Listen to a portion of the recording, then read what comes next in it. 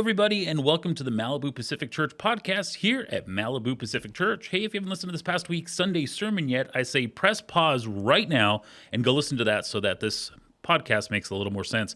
But I'm not going to tell you how to live your life. And we got Andy here today, everybody. Hey, everybody. How you doing? So good. How are you, Joel? Hey, man. All things considered, doing really, really well. Great. It was the first summer weekend here in Malibu. Finally. Yeah, we had January, February, March, April gray. May gray, everything. Yeah. Yeah. Finally, I don't know what it was. It was colder this year. It's super cold. And then on top of that, all of a sudden, it was 1,000,000 degrees, 87 in Malibu standard. Everybody was Cooking. We're just cooking. just frying all over the place. 87 degrees, but through the valley, I heard it was 110. So, yay, Malibu. Yeah. All right, good stuff. Well, hey, we're on session 3 of More Than Enough.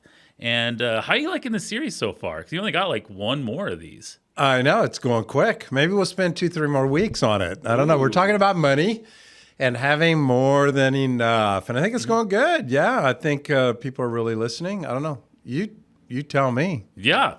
I think People listening, you people tell are us. listening. Yeah, I mean, I listen every single week. But wondering if you have any questions, comments, concerns, or hand gestures, you just shoot them to me, Joel at MalibuPacific.church.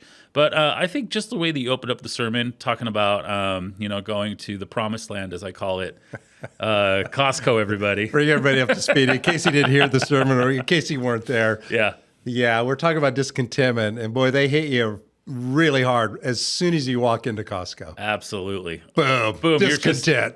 You're just like, wait. You don't have that. I mean, they do that on purpose. I think so. Absolutely. And then afterwards, after you take your beating while spending all your money, you then come out as a victor because you spent $1.50 on a hot dog. And you're like, I did it. I saved money. I saved money. I'm basically saving money buying this $1,000 TV. But in case you weren't there, the image is, anybody who's ever walked into Costco, it's the first thing you see as soon as you walk in the doors, an OLED television, 83 inches, flat screen, 4K, super high def. Really, it's beautiful. Yeah, it is. It is. Yeah. Now you're making me rethink feel discontent. Don't worry, you have enough. Yeah. So when you were going through Costco, were you super close to possibly pulling that trigger? No, not even tempted. Not even tempted. No, I wasn't. Okay.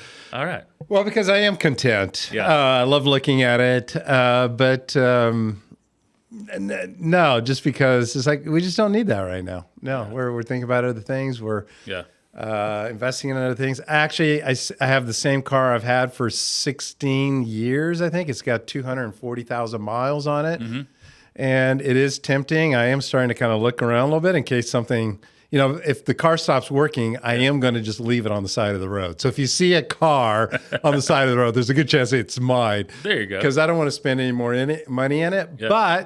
And I am kind of preparing because it is leaking oil and it needs coolant. And I carry all that stuff in the car when the sun comes in the trunk. up. Yeah. It's in the trunk. Yeah. But right now, I'm really happy not having any payments on it either. I'm really happy with it. Gets me around town. Do I need anything else? No, I'm super content with that. Absolutely. Dave Ramsey would be very proud. He would be proud of me. Yeah, absolutely. You get a gold star from Dave Ramsey. If you don't know who Dave Ramsey is, we've mentioned him a couple times on the podcast and also during sermons and things like that too. And we are using a lot of Dave Ramsey content information and Crown Ministries, if you're familiar with that. Really helpful. But anyway, he's an advocate of do not buy a new car because you probably know, as soon as you buy a brand new car, as soon as you walk it off the lot, do you know what? We have to Google that. 20,000 or depends on the car. I heard anywhere between I think it was 15 to 25% is like. Is that what you lose? You lose just driving it off. Yeah. And that's not including tax, title, license, all that kind of stuff. Right. Which is pretty wild to think about. This is a really silly tangent, but even winning a car on a game show, I lost a car on a game show. I almost won one. Oh. But I got to choose between a box and what's behind the curtain, and I chose what's behind the curtain. Oh. And it was a motorized kayak. Still walked away with like a motorized kayak, right? But lo and behold, if I won the car, you still have to pay tax, title, registration right there. And so for a Ford Fiesta that was base model, I would have to pay $6 More than grand. what it's worth. Exactly. And the car was only worth $11,000. Yeah. And I was like, I think I dodged a bullet. I still paid $700 for the kayak I didn't need for the taxes and things like that. But that's cool. Yeah, pretty wild to just think about. And it was okay because I walked away from that game show being not content, going, I can't believe I lost a car. But looking at it from the grander scheme of things, I was like, I'm so glad I don't own a stick shift Grand Fiesta or Ford Fiesta with crank windows. Yeah. And this is 2013 by you. Like this isn't like, back in 1997 or anything. This is like, no, they had like smart cars and electric cars and things like that. This is what they're giving away. This is, let's make a deal, baby. Well, just to let you know, Joel grew up in Hollywood, Burbank, on the Hollywood studio sets. He's been to all the game shows. So if you want to know anything about Hollywood, yes, talk to Joel. Please talk to me about it. Would love to hook you up and have a really good time here in Malibu and surrounding city of LA. All right, back into the sermon time. So as you're picking out some of the scriptures, I noticed you stuck in 1 Timothy, which is really fun. I'm more of a 2 Timothy kind of guy. Oh, because that kind of guy, because youth ministry and things like. But it's okay. But no, 1 Timothy. What made you want to be in the book of 1 Timothy inside of this sermon? Well, we're just describing the different aspects of our money and how we look at money, and so Timothy is the clearest. And we use this passage during the Be Rich campaign. Except we use the verse 19 and 20 and 21 about be rich in good deeds and be generous. Yeah. But we have never looked at the verses before that or the conversation before that on how to be content. This is the answer. The lower part is the answer. But really the reason for our purchasing stuff is because we're discontent, and that was the reason for going into Costco. Yeah, that's marketing. Create discontent. I don't have that, therefore, I need to get one. And then you're the hero. Exactly. In your own world. In my own world. No, just we're not doing a money fundraising series. But we are talking about money. In order to be a fully devoted follower of Jesus, we have to talk about finances because it's talking about our hearts. And as long as we're discontent for something we don't have and thinking if we buy that thing, then we'll be content, our eyes are off of Jesus. And the goal of the entire series, actually, don't tell anybody this. I know we're doing a podcast, don't leave the room. Yeah. It is actually to point people back to Jesus and following Jesus. It's not about our money. So Timothy is really one of the best, I think, authors there besides Jesus talking about money. He really addresses the issue on contentment. Godliness plus contentment. He's usually actually using the word will equal then great gain. And we define great gain as accumulating a lot of stuff. And the Apostle Paul is taking the words of Jesus and saying, great gain, that is not great gain. Yeah.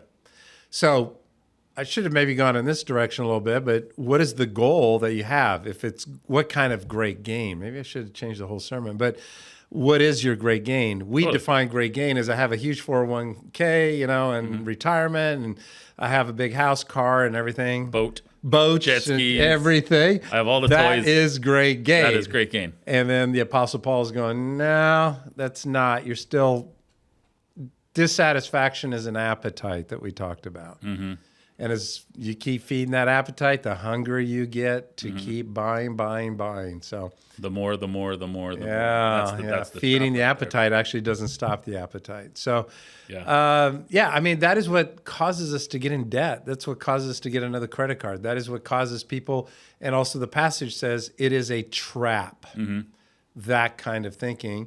And God wants what's best for us. So I love what we're doing here in our church is that, the information that we're giving and talking about in Jesus and what we learn in the Bible is don't fall into the trap. Yeah. Stay out of the trap. I want you to be free. I want you to enjoy your stuff. I want you to enjoy life and be content.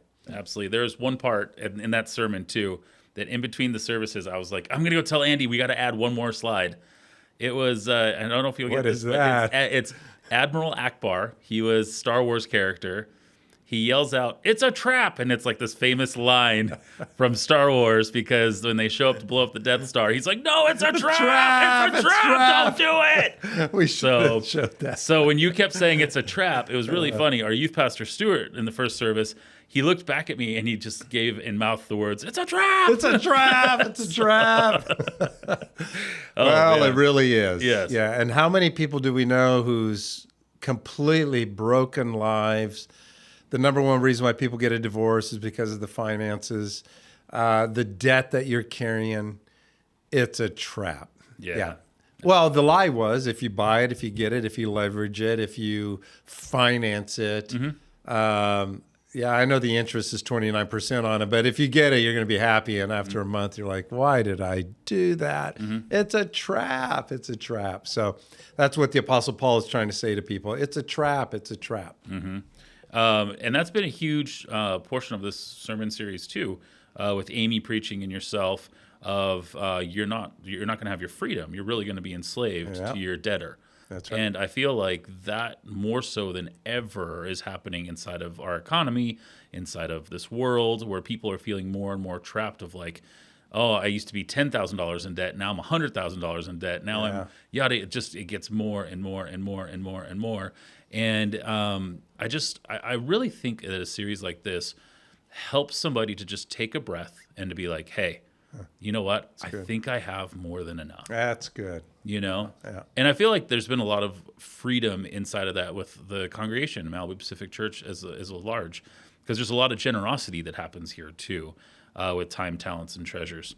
And I just want to say, I think everybody would be okay if you bought that Costco TV. All right, we're rooting for you. I'm just kidding. Well, But $799. That was half price of what I paid for what I have now. when you said those words, I was like, oh man, that's a deal.